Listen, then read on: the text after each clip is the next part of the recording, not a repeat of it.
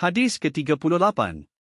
Daripada Sayyidina Abu Hurairah radhiyallahu anhu beliau berkata, Rasulullah sallallahu alaihi wasallam bersabda, sesungguhnya Allah Ta'ala berfirman, sesiapa yang memusuhi mana-mana waliku, maka aku mengisytiharkan perang terhadapnya.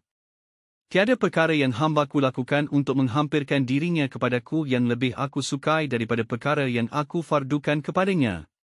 Hamba-Ku sentiasa menghampirkan dirinya kepadaku melalui amalan sunat sehinggalah aku mengasihinya. Apabila aku mengasihinya, maka aku akan menjadi pendengaran yang dia mendengar dengannya. Aku akan menjadi penglihatan yang dia melihat dengannya. Aku akan menjadi tangan yang dia bertindak dengannya.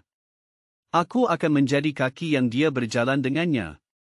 Demi sesungguhnya, jika dia meminta sesuatu daripadaku, pasti aku akan mengurniakannya, dan jika dia meminta perlindungan daripadaku, pasti aku akan melindunginya.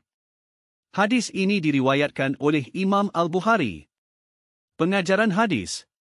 1. Wali Allah mendapat kedudukan yang tinggi di sisinya dan merupakan golongan yang wajib dikasihi. 2. Allah Ta'ala memberi amaran keras kepada golongan yang memusuhi walinya. 3. Hamba Allah hendaklah menggunakan seluruh anggotanya untuk mentaati perintah Allah dan menjauhi segala larangannya. 4. Setiap Muslim yang istiqamah dalam melaksanakan ketaatan akan dikurniakan doa yang mustajab oleh Allah Ta'ala.